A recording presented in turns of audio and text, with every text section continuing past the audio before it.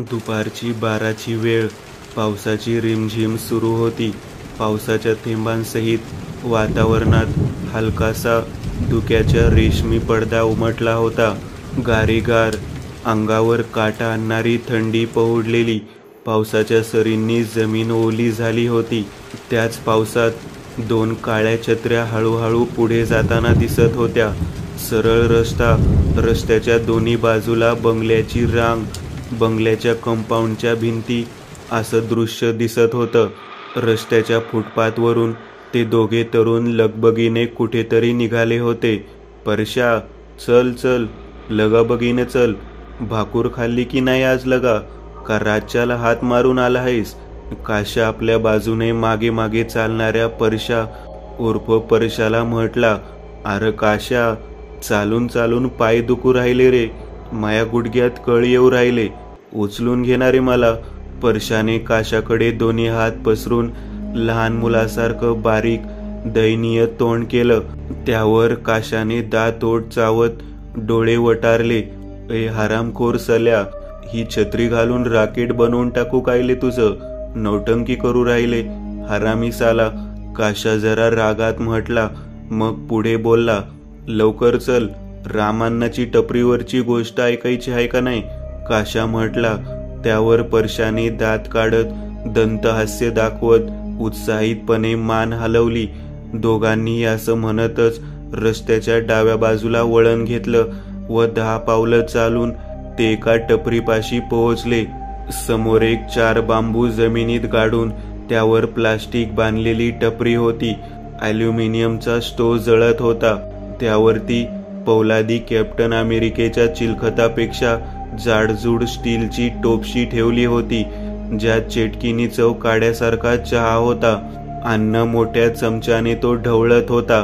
टेबलावरच्या काचेच्या मोठ्या बरण्यांमध्ये बिस्किटे, नानखटाई, चहा समवेत खावायचे पदार्थ ठेवले होते. अण्णा म्हणजे मूळचा चेन्नईचा. महाराष्ट्रात आला तेव्हा त्याने इडली डोसा बनवायचं ठरवलेलं, पण कमी बजेटमुळे तो चहा बनवू लागला. बाकी चेन्नई मद्राशांनी इडली डोशाची दुकानी टाकली, पैसा कमावला. पण अण्णा मात्र चाय विकून फेमस झालता.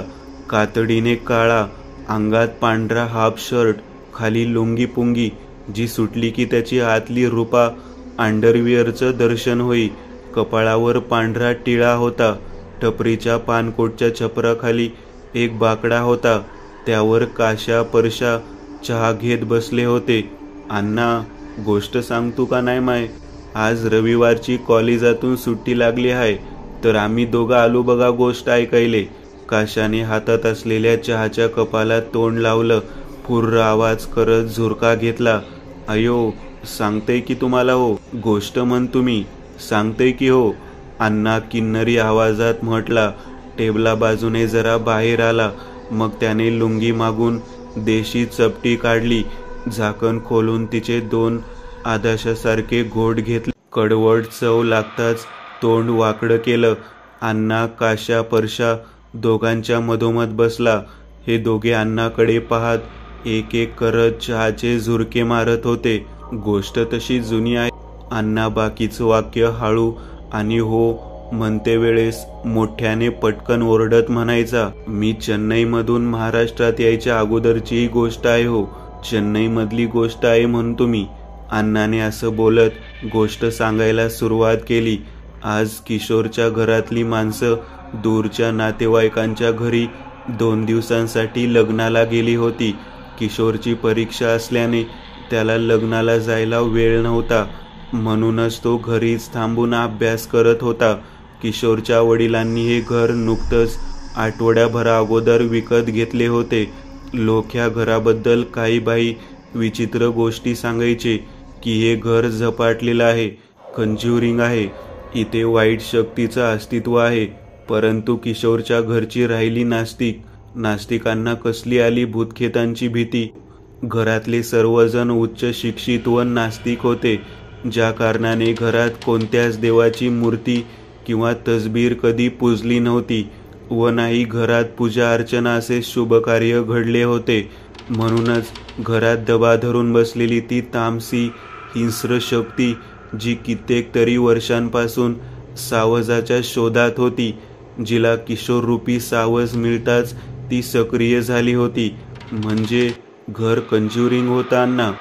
काशा डोळे मोठे करून आश्चर्यचकित होत म्हणाला. त्यावर अण्णाने फक्त डोळे मोठे करत चेहरा भयमय भाव ठेवून असा हुंकार भरला व पुढे सांगू लागला. संध्याकाळचे 8 वाजले होते. किशोरच्या बंगल्यातल्या घराबाजूला अजून बरेचसे मानवी वस्ती असलेले घर होती, पण अद्याप त्यांच्याशी ओळख झाली नव्हती. किशोर घरात एकटाच होता. रात्रीचे 10 वाजले होते. किशोर रूममध्ये आराम खोलीत बेडवर डोळे मिटून पडला होता. भिंतीवर विद्युत इलेक्ट्रिक लॅम्पचा पिवळसर प्रकाश साऱ्या खोलीभर बेसूरपणे पसरला होता. कमालीची विशेष शांतता पसरली होती. त्या सुतकी मृत शांततेची जोड होती. जणू कोणी मेलं, वारलं आहे. बेडच्या डाव्या साईडला एक काचेची खिडकी होती. ती किशोरने हवेसाठी उघडी ठेवली होती. लाईटवाले कधी लाईट कट करतील त्यांचा नेम नव्हता. त्या उघड्या खिडकीतून चंद्राचा हलका निळसर प्रकाश झोत खोलीत येत होता. खिडकीतून मागे झाडांचं जंगल दिसत होतं. चंद्राच्या उजेडात काळी निळी पडलेली निलगिरीची मोठी झाडे शांत निश्चल उभी दिसत होती. खिडकीसमोरच एक निलगिरीचं झाड होतं. त्या झाडाची सावली हळूच खोलीत शिरली होती. असं वाटत होतं जणू ते निलगिरीचं झाड आत शिरायला पाहत आहे. बाहेरून हलकासा थंडगार हू हवेचा स्वर आणि रातकिड्यांची गुणगुण ऐकू येत होती. बाहेरून पाहता 3 मजल्याची ती सोसायटी पूर्णतः सुनसुनाट झाली होती. कसलीच हालचाल नाही. ना माणूस ना माणसांची सावली. कुलधरा राजस्थान गावातल्या घरांच्या स्तब्ध उभ्या खंडहराप्रमाणे ती सोसायटी शांत, निर्विकार, सावजाच्या प्रतीक्षेत दबा धरून उभं बसलेल्या हिंस्र श्वापदासारखी वाटत होती. अचानक लाईट गेली. सारा सोसायटी परिसर गहिऱ्या अंधारात बुडाला. चौकार आकार साम्राज्य पसरलं. किशोर आपल्या खोलीत बेडवर डोळे मिटून पडला होता. किशोरच्या बेडपासून थोडं 10 पावलांवर खोलीचा बंद दरवाजा होता. दरवाजाला चंदेरी रंगाची कडी घातलेली दिसत होती. तीच कडी आपोआप हळुवारपणे डावीकडून उजवीकडे सरकली जात उघडली. मग हळूच बंद दरवाजा बिना आवाजासहित हळूहळू उघडला. त्या उघडलेल्या दरवाजाची 1 फूट रुंदीची फट तयार झाली. त्याच फटीतून पुढे गर्द गूढ अंधारात बुडालेला हॉल दिसत होता. ई आकाराचा गुलाबी सोफा, समोर टीपॉय, पुढे टीव्ही, फुलदाणी टेबल, सर्व काही दिसत होते. पण हा दृश्य खाली गाळलेल्या जागेतला नव्हता. त्या हॉलमध्ये द पॅरानॉर्मल ॲक्टिव्हिटी होत होती. द कंज्युरिंग टायमिंग सुरू झालं होतं. सोफ्यावर एक आकृती बसली होती. एक वयोवृद्ध जखड पारशी वस्त्रातला म्हातारा. फुलबाह्यांचा काळा कोट, डोक्यावर लाल गोल टोपी, खाली सफेद सदरा. शरीर पांढरट प्रेताळ होतं. हातापायाची नख 3 इंच लांब. त्या नखांना काळा डांबरी रंग होता. चेहरा पांढरा असल्याने अंधारात तो पांढरा पिठाचा चेहरा ठळकपणे उठून दिसत होता. डोळ्यातली भगवी विस्तवी बुबळे चकचकीत होती. काळ्या पांढुरक्या ओठातून काळसर द्रव ओघळत होतं. पांढरा चेहरा, त्या चेहऱ्यावर काळे निळे केशरी डाग पसरले. नाक टोकदार चेटकिनीसारखे होते. ते ध्यान आपल्या सर्वांकडे गंभीर डोळे भेदकपणे वटारून पाहत होता. तशीच त्या ध्यानाने आपली मान हळूच मागे वळवली. किशोरच्या खोलीच्या उघड्या दरवाजातून आज झोपलेल्या किशोरकडे पाहिलं. किशोरला एक नंबर लागली तसा तो बेडवरून उठला आणि समोर पाहताच त्याला जरासा आश्चर्य वाटलं, कारण खोलीत अंधार होता. हे बरं झालं की खिडकी होती, ज्यामुळे हलकासा दुधाळ प्रकाश आत आलेला आणि त्याच प्रकाशात दरवाजा हलकासा उघडला होता. किशोरला एवढं ठाऊक होतं की दरवाजा त्याने लावला होता, पण तरीसुद्धा आपल्याकडूनच चुकून उघडा राहिला असेल ही भ्रामक कल्पना त्याने केली. किशोर उठला. आधी लघवीला जाऊन आला, मग उघडा दरवाजा लावून झोपी गेला. पूर्णतः बंगल्यातल्या हॉलवरचा मजला, टेरिस, भकास निरुपद्रवी शांततेत बुडालं होतं. भिंतीवरच्या गोल घड्याळातील काटा टक टक करत फिरत होता. त्या खोल विवरातल्या शांततेत तो आवाज गुंजत फिरत होता. घड्याळात 12:30ची वेळ दिसत होती. हळूच वेळ पालटली. मध्यरात्रीचे 2:30 वाजले होते आणि अचानक किशोरच्या खोलीचा दरवाजा कर्र असा घातकी खसखसता आवाज करत उघडला. त्या उघड्या दरवाजात तोच ती पारशी म्हातारा उभं राहून झोपलेल्या किशोरला पाहत होता. त्याच्या चेहऱ्यावर तेच ते अनोळखी शून्य भाव होते. अचानक किशोरला जाग येऊन तो झोपेतून उठला. बेडवर उठून बसला. डोळ्यांवर झोप अद्याप कायम होती. नजरेला ब्लर दृश्य दिसत होतं. अशातच नजर बेडपासून पुढे उघड्या असलेल्या दरवाजात पडली आणि सर्व अंगावर एक थंडगार भीतीचा काटा टोचला. उभ्या नग्न मणक्यावरून थंडगार बर्फाचे खडे फिरवल्याची जाणीव झाली. कारण खोलीत तो जिवंत की मृत सांगता आलं नसतं, पण तो पिठाच्या चेहऱ्याचा म्हातारा उभा होता. चंदनाचा पिवळा लेप लावल्यासारखा पांढरट चेहरा होता. डोक्यावर टोपी होती. डोळ्यांच्या जागी पिवळसर बुबळे होती. त्यात काळ्या मिरीचा ठिपका होता. गळ्यात गळा कोणत्या तरी हत्याराने चिरला होता. चिरलेल्या गळ्याभोवतीच बाहेर आलेलं मांस स्पष्ट काळनिळं पडलेलं दिसत होतं. म्हाताऱ्याच्या कपड्यांवर त्याच लाल रंगाच्या ताज्या रक्ताचे डाग पडले होते. हे असं अभद्र मृत अमानवीय ध्यान किशोरला फक्त 5 सेकंदासाठी दिसले होते. अचानक जाणवलेली ती त्याची उपस्थिती किशोरच्या काळजात धडकी भरवून गेली होती. शेवटी किशोरचं मन ते दृश्य पेलू शकलं नाही आणि तीच भीती किंकाळी स्वरूपात बाहेर पडली जात तो खाडकन स्वप्नातून जागा झाला. कधी कधी असं काही विलक्षण प्रकार घडतो की एक भयंकर स्वप्न पाहताना आपल्याला स्वप्नातच ठाऊक असतं की हे स्वप्न आहे. मग अचानक काहीतरी विपरीत घडण्याअगोदर आपण डोळे उघडतो. सेम तसंच किशोर समवेत झालं होतं. मनाने हेच मानलं होतं की ही घडलेली घटना फक्त एक स्वप्न भ्रम आहे, पण लवकरच हे भ्रम सत्यात उतरणार होते. भीतीचा रसरसता डोस मिळणार होता. स्वप्न म्हणजे एक वायफळ कल्पना, त्यावर काही जास्त विचार करायचा. किशोरने पडलेलं स्वप्न असंच सोडून दिलं. आता सकाळ झाली होती. चांगलं उजाडलं होतं. पक्ष्यांचा गोंगाट ऐकू येत होता. सूर्याची किरणे आत आली होती. आजचा दिवस निघून गेला की उद्या किशोरची फॅमिली उद्या घरी येणार होती. म्हणूनच आज किशोरने एक कॉल गर्लला घरी बोलावून पार्टीचा प्लॅन ठरवलेला. अय्यो रामण्णा, कॉल गर्ल? काशामध्येच दात काढत हसला. अण्णाचा चेहरा मात्र कठोर होता. काळ्या चेहऱ्यावरचे पांढरे डोळे मोठे करून अण्णा म्हटला. ठरल्याप्रमाणे 12:30 वाजता किशोरच्या बंगल्याबाहेर एक रिक्षा थांबली. त्यातून एक हिरवा शॉर्ट ड्रेस घातलेली कॉल गर्ल उतरली. बंगल्याच्या दरवाजावर येऊन तिने डोरबेल वाजवली. किशोरने तिला आत घेतलं. किशोरने बियर आणल्या होत्या. सोबत चकना म्हणून chicken lollipop, Chinese, chicken chilli असा बेत होता. म्हणतात साखरेच्या मागे काळ्या मुंग्या लागतात आणि मांस दारूच्या मागे अमानवीय मृत भूत प्रेत पिशाच. दारू, मांस, मच्छी, मटण त्या निगेटिव्ह एनर्जीला उत्तेजित करत रूममध्ये पार्टी चांगलीच रंगात आली होती. पंख्याची हवा लागायला लागली आणि दारूचा अंमल मेंदूवर चढायला सुरुवात झाली. नशा मेंदूवर चांगलीच हावी झाली होती. किशोर नशेत पेंगत होता. काही बाई बरळत होता, तर ती कॉल गर्ल लाल ब्रा, लाल पेंटीवर नाचत थिरकत होती. अचानक तिचे सर्व शरीर शॉक बसल्यागत ताठरलं. पाठीचा कणा अगदी ताठ, गंज लागल्यासारखा, हाड गोठल्यासारखा ताठ झाला. तिच्या ह्या क्रियेवर किशोर काहीच बोलला नाही, पण त्याने ते पाहिलं होतं. ती अगदी पुतळ्यासारखी जागेवर मान खाली घालून उभी होती. अचानक तिने नाकाने एक मोठा श्वास आत घेतला.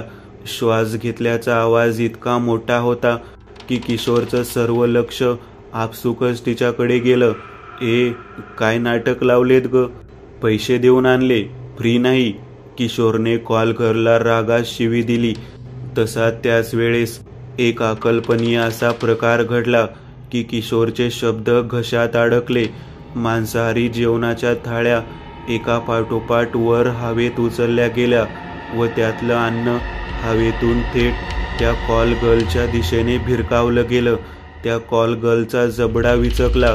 चिंगमप्रमाणे 1 फूट मोठा हा वासला. ते सर्व मांसाहार व्यंजन त्या वासलेल्या जबड्यात अलगद घशात घुसलं. अचानक कोंबल्या गेलेल्या त्या अन्नाने पोट फुगल्यासारखं फुगलं. आतड्या पॅक झाल्या. एकदाच सर्व अन्न घशात घुसल्याने घशाजवळची अन्ननलिका फुगली. घशाजवळ तिथे एक मोठी गाठ झाल्यासारखी दिसू लागली. काय होतंय तुला? तुझं तोंड इतकं मोठं कसं झालं आहे? किशोर भीतीयुक्त स्वरात म्हटला. तेवढ्यात त्या कॉल गर्लचं लक्ष त्याच्याकडे गेले व तोंडातून जीभ बाहेर आली. मान थोडी पुढे आली व घशात अडकलेलं चायनीज लॉलीपॉप सर्व काही उलटू स्वरूपात पांढऱ्या हिरव्या घाणेरड्या आम्लासहित किशोरच्या अंगावर उलटी स्वरूपात पडलं. त्या अंमलाने किशोरचे डोळे माकले. डोळे साफ करत त्याने समोर पाहिलं. ती कॉल गर्ल दारू आणि चायनीज हैवानासारखी खाण्यातच गुंतली होती.